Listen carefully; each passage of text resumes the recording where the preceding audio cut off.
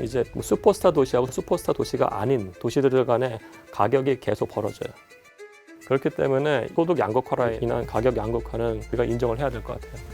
근데 문제는 뭐냐, 공급 부족은 너무너무나 심각한 상황이고요. 2026년부터는 사람들이 실질적인 체감을 할 거예요. 그리고 이제 2028년은 더 심각한 상태죠. 그러니까 상승장으로 진입한 슈퍼사이클이 좀 시작된 게 아닌가. 주택시장이 앞으로 굉장히 위태로울 수가 있어요. 매수자들이 굉장히 두려운 상황인 거죠, 사실.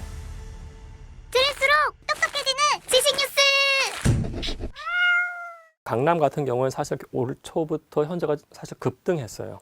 가격이 정말 빠르게 올랐기 때문에 어떤 단지는 벌써 2021년 고가를 다 회복했어요. 근데 그때가 사실 가격이 높잖아요. 이렇게 짧은 시간에 뭐 10%, 20% 올랐다고 하면은 추격 매수하는 게 힘들 수도 있고요. 그 다음에 이제 대출 규제가 나타나고 있어요. 정부에서 수장이 뭐 미안하다고 얘기는 했습니다만은 그럼에도 불구하고 주택담보대출을 줄이는 대출 규제를 들어갔고, 이제 뭐 마이너스 통장 만드는 것도 힘들어지고 다 힘들어지게 만들어 놨어요, 지금. 그러면 이제 매수자 입장에서 본인이 이제 새로운 아파트를 사기가 좀 힘든, 단기적으로 힘든 상황이 있으나 한국은행 기준금리를 현재의 3.5%에서 3.25%로 인하하기로 결정하였습니다. 기준금리 떨어지면 국고채 금리도 떨어지니까 주택담보이자도 떨어질 수밖에 없다고요. 정부 정책 당국자에서 아무리 뭐 대의 가서 뭔가 하더라도 본질적인 흐름에서 주담대 이자는 떨어질 수밖에 없어요. 그래서 제가 봤을 때는 7월 대비 좀 줄어들 수는 있습니다만은 가격이 막 굉장히 떨어질까? 그럴 것 같지는 않아요. 그리고 파이낸스는 어떻게든지 일으켜요. 부모한테 돈을 빌리든 뭘 하든. 대출 규제 비교했을 때랑 매물이 좀 많이 쌓인 편이죠. 거래가 안 된다고 해도 호가를 낼 생각이 없으니까. 그러니까 지금 흐름이라는 게 장기 상승으로 간 대세 상승 안에 존재를 하기 때문에 거대한 트렌드를 보면은 주택 시장이 앞으로 굉장히 위태로울 수가 있어요. 그렇기 때문에 스물스물 올라갈 가능성은 충분히 있을 것 같아요. 올 초반의 흐름이라는 건 사실 약간 혼조가 있던 것 같아요. 사람들은 아직 상승 전이라고 인식을 못했던 것 같고, 근데 이제 우리가 부동산 거래에서의 흐름 같은 것들을 봤을 때 이 또 변화 같은 것들이 나타나고 있었어요. 예를 들어서 이게 이제 전체 거래량이 있으면은 그 중에 매매 거래량이 있고 비매매가 있잖아요. 그 비매매는 이제 월세, 전세, 반전세 다 포함이고요. 보시면은 이 2022년 같은 경우에 우리가 대폭락을 한 해예요. 대폭락. 그때 보면은 전체 비중에서 그 매매가 차지하는 비중이 굉장히 작아요. 그죠? 그다음에 이건 작년 이야기고, 이거는 올해 상반기 데이터예요. 이거를 제외한다고 봤을 때 매매의 비중이 서서히 증가되는 게 여기서 나타나요. 그런데 이제 매물은 많은데 실제로 거래가 많이 되지 않았다는 얘기도 기사가 많이 떴던 것 같은데 생각보다 증가율이 되게 높았던 거네요. 둘 다 맞아요. 둘 다 맞는데 우리가 뭘 봐야 되냐면은 이 시점의 가격대하고 2015, 16, 17년의 가격대를 비교하면 안 돼요. 가격 자체가 완전 퀀텀 점프를 한 상태예요. 그러니까 그때 뭐 10억 하다가 지금 15억 한다고 하면은 15억짜리 주택을 살려는 분들의 수요는 과거만큼 많지는 않아요. 그렇기 때문에 매매량 자체가 과거 같은 거를 비교해서는 안 돼요. 그래서 우리가 뭘 봐야 되냐면은 분기별로 매매 거래량이 어떤 트렌드가 있으면은 그걸 우리가 무빙 에버리지라는 걸 해요. 이평선 대비 지금 매매가 얼만큼 증가했냐를 봐야 돼요. 그러니까 지금 시점하고 뭐 2010년대 중후반을 비교한다는 건 말이 안 돼요. 가격 자체가 퀀텀 점프를 했기 때문에 지금 시점에서 1, 2년 전 대비 얼만큼 지금의 매매 거래량이 높으냐, 그걸 본다고 했을 때는 지금 트렌드 자체는 명확하게 잡혀요. 예. 그러니까 이게 전체를 100으로 놓고 그중에서 비중을 본다고 했을 때 굉장히 작죠, 비중 자체가. 근데 우리가 이걸 봐야 될 것 같아요. 2023년 4분기만 하더라도 10% 이내인데 이게 무서운 거예요, 사실은.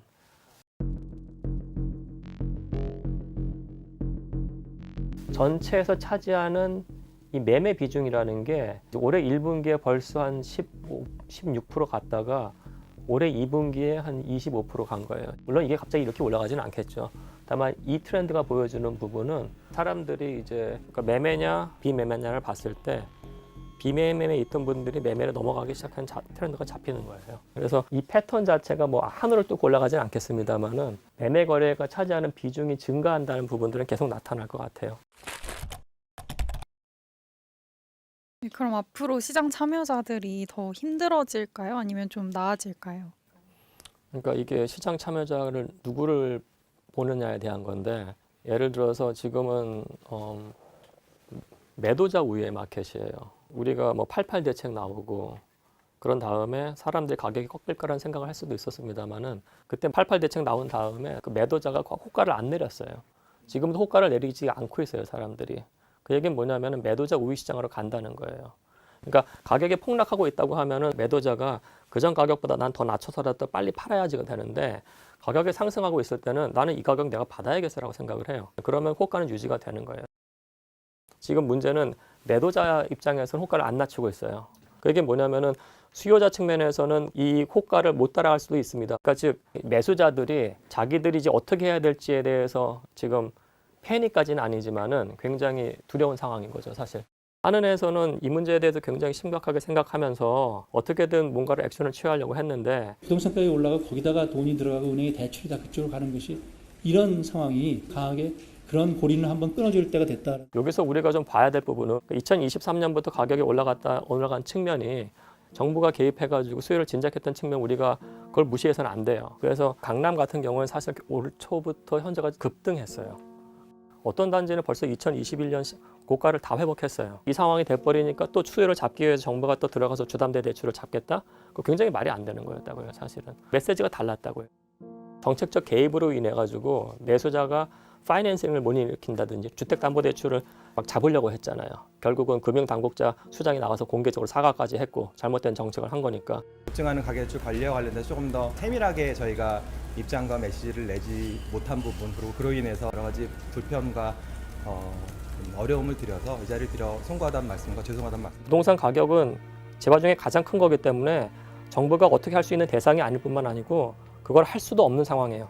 시장의 힘이 워낙에 커버렸기 때문에 부동산 가격을 안정화시킨다는 정책이 있어서는 안 돼요. 그래서 정부의 시장 참여는 사실 굉장히 줄여야 되는 것이고 그냥 냅뒀어야 돼요. 시장의 자기 조절 기능을 우리가 믿었어야 돼요. 그러니까 지금 우리나라 부동산 가격은 슈퍼사이클 대세 상승 장에 들어간 것이고 이거를 우리가 인식을 했으면은 정책 당국자들이 좀 더 정교한 플랜을 나와야죠. 왜냐면은 매도자 지금 안 판다니까요. 호가 그냥 가만히 있어요. 그럼 매수자 입장에서 이걸 누군가 한 번씩 건드릴 거라고요. 즉 거래량 자체는 줄 수 있어요. 근데 거래 가격이 작년 가격 또는 올해 초반 가격으로 갈까? 전 그렇게 보지 않아요. 물론 월 단위로 봤을 때는 이상 거래가 있을 수도 있는데 우리가 분기 단위 또는 반기 단위로 묶는다고 했을 때 이 거래 가격이 올라가는 패턴을 우리가 잡을 수 있을까? 전혀 그럴 수 없어요. 정부의 힘보다는 시장 힘이 커요.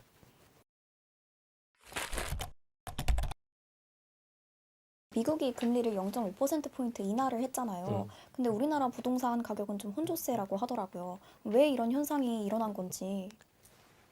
우리나라 부동산 가격은 본질 가격은 저는 지금 움직이고 있다고 봐요. 정부가 정책적 개입을 해가지고 마켓에서 내공시킨 측면이 있는 거지. 제가 봤을 때 상승장으로 가는 본질적 가격은 지금 움직이고 있다고 보는 거고요. 그리고 이제 이창용 총재님이 한국은행은 정부로부터는 독립되어 있지만은 미국 연준으로부터 영향을 받는다고 얘기를 했거든요. 그러면은 기준금리가 인하가 된다고 했을 때는 두 가지 형태로 영향을 미쳐요. 첫 번째 세트가 이제 기준금리가 떨어지면은 국고채 10년물이 떨어져요. 국고채 이자가. 국고채 금리도 떨어지니까 그 주택담보이자도 떨어질 수밖에 없다고요. 그러니까 이 세 개는 거의 세트로 움직이는 거예요. 정부 정책 당국자에서 아무리 뭐 대의 가서 뭔가 하더라도 본질적인 흐름에서 주담대 이자는 떨어질 수밖에 없어요. 미국 같은 경우에 2022년부터 2023년까지 쭉 올렸어요. 그 다음에 여기서 50bps 컷 한 번 하고 쭉 가는 게 아니에요.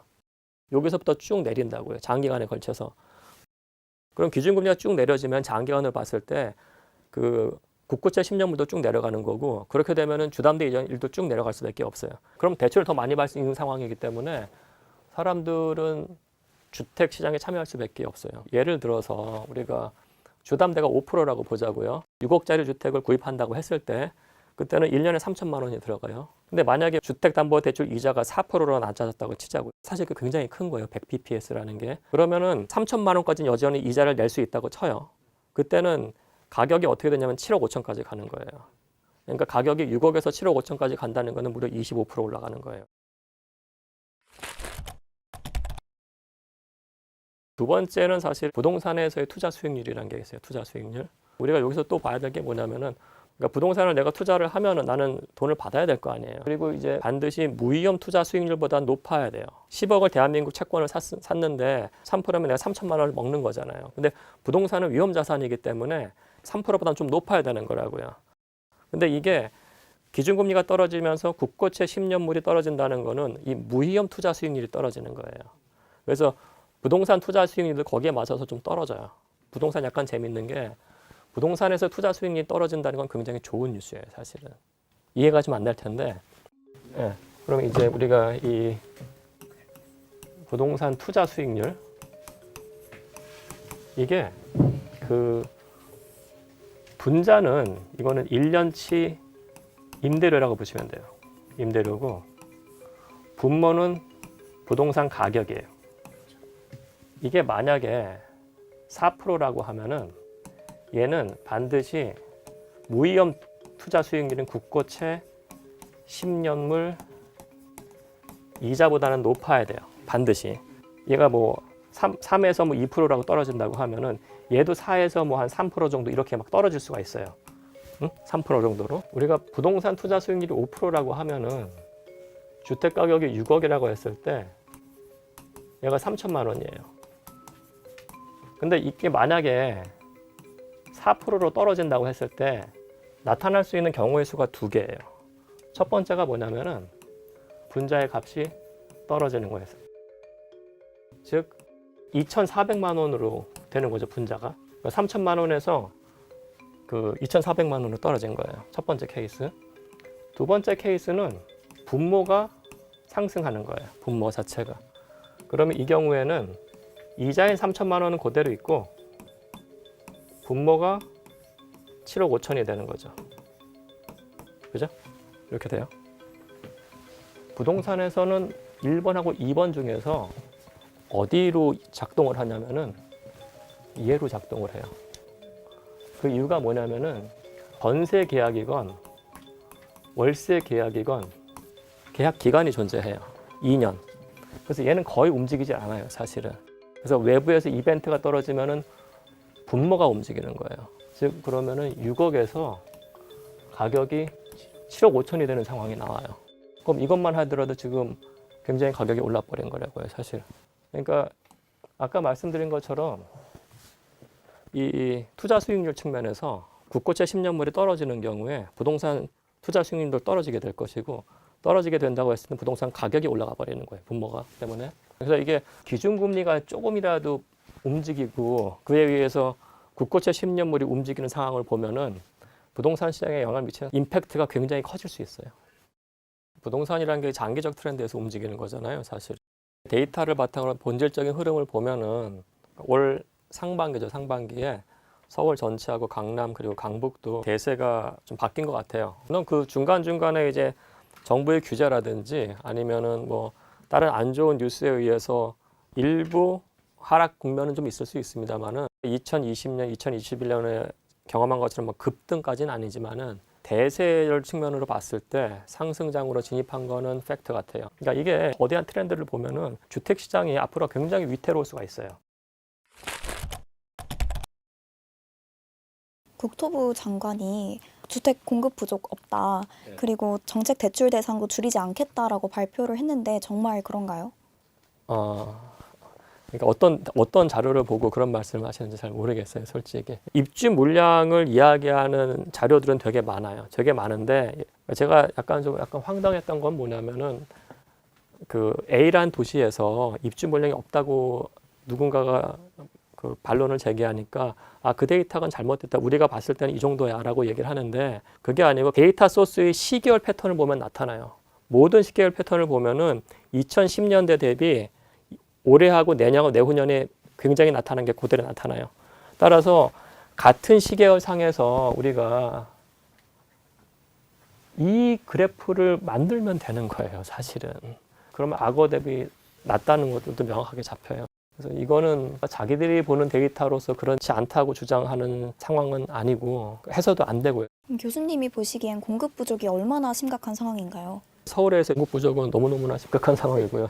올해도 한 3만 3천 채 그 균형 공급량 대비 한 1만 3천 채 부족한 상황이고 내년도 한 10,000채 부족하고요. 이제 2026년부터는 사람들이 실질적인 체감을 할 거예요. 굉장히 없다는 것. 그리고 이제 2028년은 더 심각한 상태죠. 왜냐하면 우리가 서구하고 좀 다른 게 서구는 주로 특히 미국 같은 데 단독주택이잖아요. 단독주택은 1년 안에 져요. 근데 아파트는 우리가 최소 3년 걸려요. 3년. 3년이라는 게 시공 요이 땅에서 3년인 거예요. 근데 시공 전 단계에 우리가 토지를 수용을 하고 인허가를 만들고 이게 또 1, 2년 짧아야. 그럼 지금 나와서 이 2028년에 돼야 되는데 지금 뭐 인허가 물량 이런 거 보면 굉장히 적다고요. 물량이 적다는 거는 부동산 가격이 올라가 버리는 거예요. 그렇기 때문에 결국은 국가가 빨리 안정적인 토지 공급자 역할을 하면서 관심을 분양시장으로 옮겨줘야 되는 거라고요. 예전에 그걸 우리가 했어요. 2010년 가을에 뉴스 보면은 가격 막 꿈틀꿈틀해 올라갈 것 같으니까 그때 보면은 보금자리 주택 하면서 그린벨트 안에 짓는 보금자리 주택은 주변 시세의 50에서 70%에 공급되고 민영 아파트는 주변 시세의 80% 수준에서 공급됩니다. 일반적인 가격보다 30%가 싸고 되면은 로또기 때문에 사람들이 다 일로 가버렸다고요. 그러면서 가격이 2010년부터 13년까지 꺾여요. 지금 그 동일한 정책 지금 해야 돼요. 그리고 이 데이터가 약간 무서운 게 뭐냐면은 2026년, 2027년 같은 경우에 서울에서 아파트 물량이 대규모로 나올 때가 서초구하고 장위동, 경희대 근처 두 군데밖에 없어요, 지금. 아마 2026, 2027년 이후에는 서울 서쪽에서는 지금 물량 자체가 굉장히 적어요. 이 부분 좀 되게 심각하게 봐야 되는 부분이에요. 이렇게 입주 물량 떨어지면 우선 전세 가격하고 월세부터 작동되기 때문에 어느 지역에 있느냐에 따라서 공간적 불평등이라는 게 나타나기 시작을 할 거예요. 필요한 게 33,000세대 정도라고 말씀을 하셨는데 앞으로 4, 5년 뒤를 봤을 때도 서울의 인구가 계속 33,000채 그 정도치가 필요한 겁니다. 서울시 자체 인구는 조금씩 줄어드는 게 맞아요. 다만 그럼에도 불구하고 서울과 수도권 전체를 본다고 했을 때 수도권에 대기 수요가 존재하기 때문에 사람들이 돈을 보면 다 서울로 오려고 할 거예요. 따라서 그러니까 인구가 준다고 하더라도 수도권에서의 특히 서울에서의 주택시장이라는 거는 수요가 우선은 있다고 보고요. 그 다음에는 이제 소득 수준이에요. 사실은 서울은 그나마 경쟁력이 있기 때문에 사람들의 소득이 계속 올라가요. 사람들의 소득이 올라간다고 하면은 그때는 나는 신축에 살고 싶지 구축에 살고 싶은 생각은 덜 할 거라고요. 그럼 신축에 대한 프리미엄이 존재할 수밖에 없어요. 외국에서는 뉴홈 빌드라고 하거든요. 그게 어느 정도 계속 공급이 돼야 돼요. 예.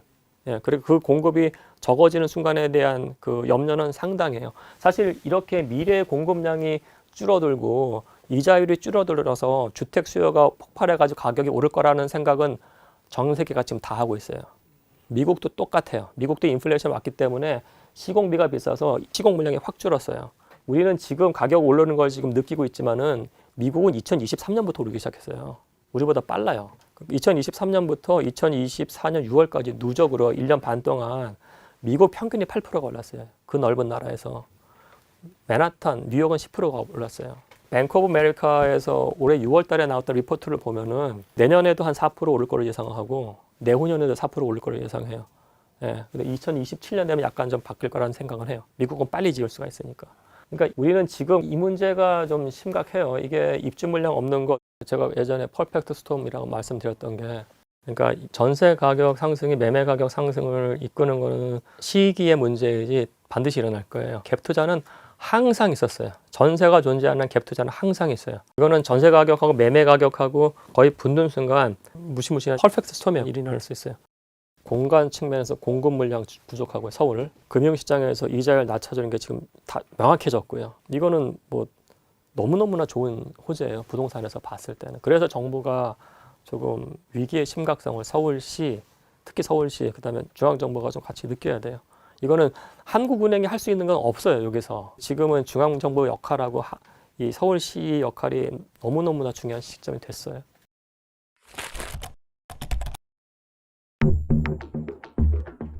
리처드 플로리다 교수가 2017년에 썼던 책이 있어요. 거기서 핵심 내용이 뭐냐면 각 국가별로 슈퍼스타 도시가 존재를 해요.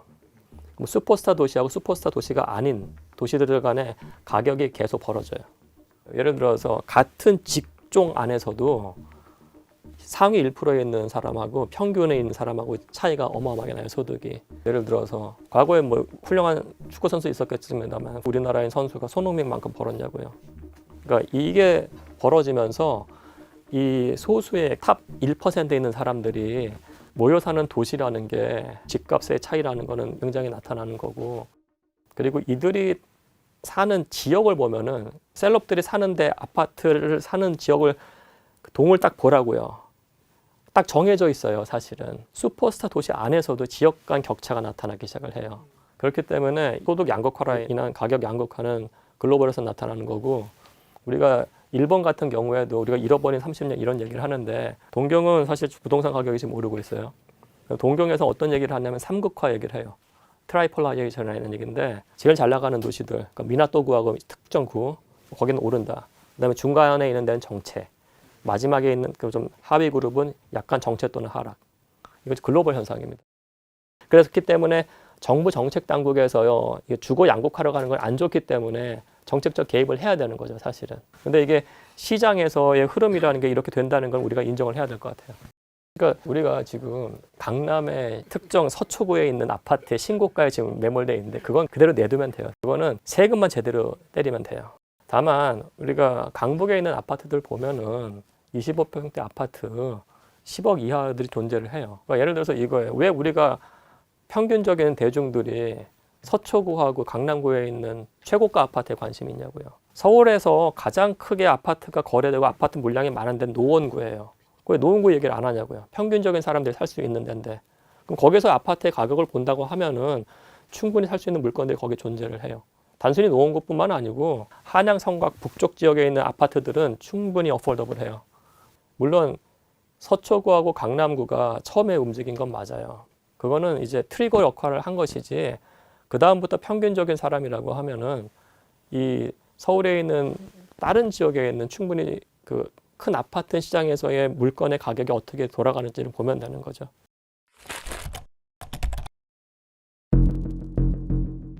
지난번에 출연하셨을 때 전세가는 계속 우상향하고 있다라고 말씀을 해주셨잖아요. 네. 그럼 아직도 상황이 해결되지 않고 있는지.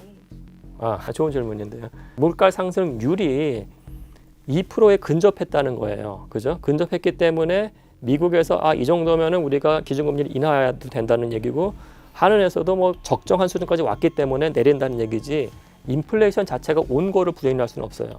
물가 상승률 자체가 떨어지는 거지, 고물가는 지금은 팩트인 거고, 고물가가 저물가로 가냐 그건 아니에요. 예를 들어서 우리가 그 시공비라는 것들을 통계청에서 발표를 해요. 시공비 자료를 보면은 2010년 이후로 시공비가 한 번도 떨어진 적이 없어요. 그러니까 즉 지금 같은 경우에 사실은 주택 경기가 안 좋잖아요. 그래서 안 졌거든요. 그럼 철강비 같은 것들도 떨어져야 되는데 수요가 없으니까 근데 계속 유지가 되고 있어요. 그러니까 고물가 상황이기 때문에 인플레이션 문제 자체는 풀리지가 않은 거예요. 우리가 뭐 집주인이라고 하면은 조그맣게 손볼 때들이 있을 거잖아요. 그죠? 원자재 가격이 올라가 버렸기 때문에 관련된 관리 비용이나 유지 비용이 올라가요. 그리고 인건비도 올라가기 때문에 결국은 비용 자체가 상승하게 되는 거예요. 근데 문제는 뭐냐면 집주인이 그거를 자기가 다 테이크하지 않아요. 비용이 올라간 거를 소비자한테 전가해요. 세입자한테. 그렇기 때문에 월세가 빨리 올라가는 거죠. 그러니까 우크라이나 전쟁도 터졌고 전 세계적으로는 공급망 자체가 단절이 됐었기 때문에 원자재 가격이라든지 이런 데 다 투여가 됐고, 그래서 뭐 우리나라만 월세가 오른 게 아니고요. 사실은 뭐 뉴욕이라든지 런던, 베를린 전 세계적으로 다 올랐다고 보면 될 것 같아요. 정부의 부동산 정책이 우리 부동산 시장에 어떤 영향을 미치는지. 중앙정부에서 2023년에 나왔던 정책들 보면 특례 보금자리로 나오고 이 수요율을 북받치려는 계획들이 계속 나왔단 말이에요. 2023년부터 가격이 올라간 측면이 정부가 개입해가지고 수요를 진작했던 측면, 우리가 그걸 무시해서는 안 돼요. 근데 지금 갑자기 이 상황이 돼버리니까 또 수요를 잡기 위해서 정부가 또 들어가서 주담대 대출을 잡겠다? 그거 굉장히 말이 안 되는 거였다고요, 사실은. 근데 지금 정책적 개입이 제가 봤을 때 2023년에 그게 컸어요. 예. 그냥 냅뒀어야 돼요. 시장의 자기 조절 기능을 우리가 믿었어야 돼요, 사실. 그럼 그 88 대책의 효과는 좀 일시적인 건가요? 88 대책의 효과는 아예 없었어요. 아예 없어요. 예, 아예 없었어요. 그러니까 사인을 주려면 명확하게 줘야 돼요. 그러니까 88 대책의 효과라는 게 그린벨트를 풀고 아파트를 제공하겠다는 거잖아요. 그러면은 정책 당국자가 88 대책을 말할 때는 명확하게 더 구체적이어야 되는 거예요. 예를 들어 가지고 우리가 서울시랑 얘기를 했고 자곡동하고 내곡동에 이미 토지를 수용을 했고, 아니면 토지 수용 작업가 거의 끝났다. 조감도 이렇게 나왔고 용적률 300%고 추석 지나서 우리가 여기다가 5천 세대 들어갈 거 분양시장 크게 열겠다. 그럼 기다리죠. 그런데 그런 게 아니잖아요, 지금. 그냥 우리 그린벨트 풀 거고요. 거기다가 아파트 질게요. 근데 언제? 이걸 왜 안 믿냐면은 우리가 제3기 신도시라고는 들어봤죠. 그게 사실 사이즈가 꽤 돼요. 5년이 지났어요, 벌써. 근데 LH가 토지 수용을 해야 되는데 LH가 돈이 없어요. 토지 수용을 못하는 데들이 나타나고 있다고요.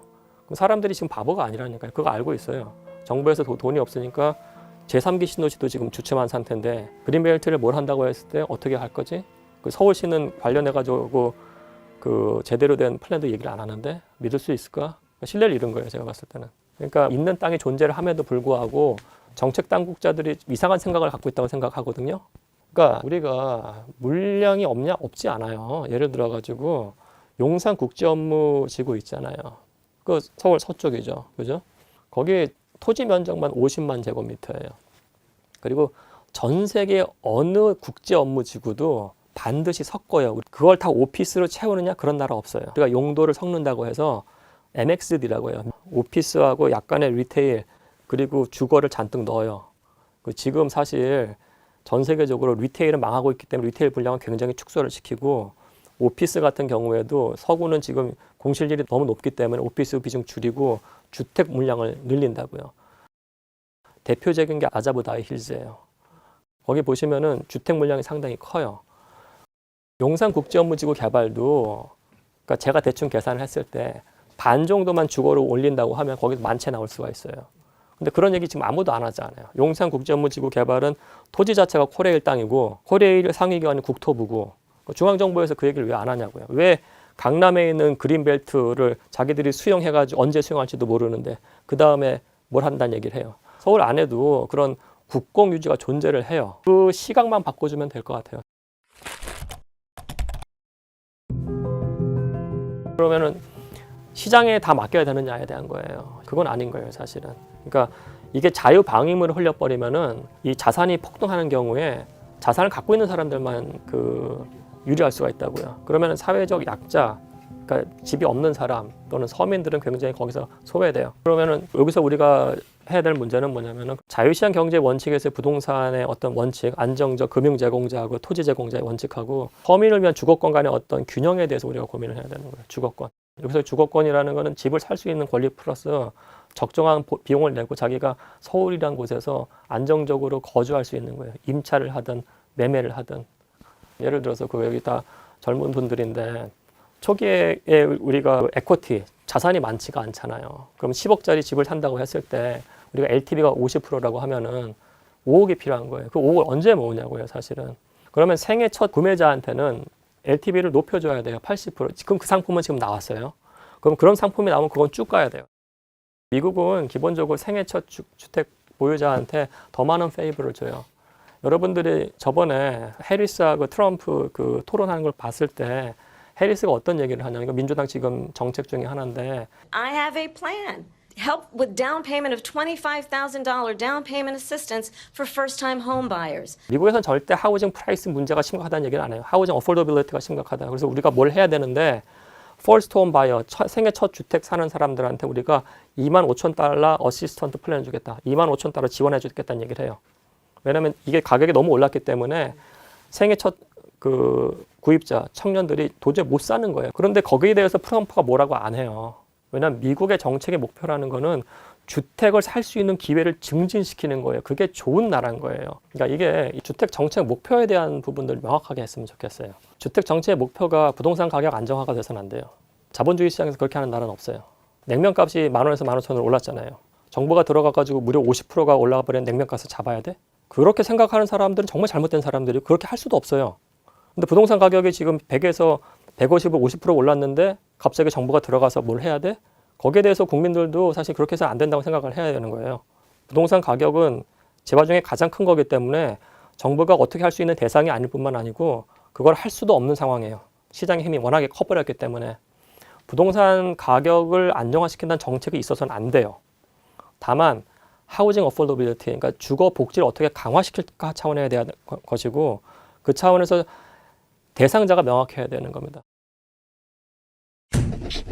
정부 당국자가 빨리 액션 취해야 돼요. 우선은 정책의 목적이 존재를 해야 되는데 그 목적을 좀 제대로 잡았으면 좋겠고요. 9월에 나왔던 것처럼 주택담보이자를 조인다든지 아니면은 세금을 왔다 갔다 한다든지 이렇게 주택시장에 개입을 하는데 이 효과라는 게 아주 단기적으로는 작동할 수 있지만은 장기적으로 봤을 때 그건 작동하지 못해요. 빨리 서민들을 위한 주거권을 우리가 어떻게 확보할 것인지에 대한 고민을 하고 그 플랜으로 가야죠.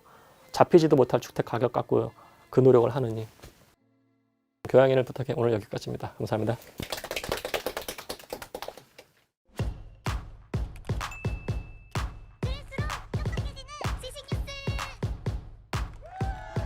교양이를 부탁해는 여기까지입니다. 다이어트도 칼로리 신경 쓰지 말고 드세요. 대신에 키토식을 해보세요. 이게 깍종원. 스브스 프리미엄 지금 다운로드하세요.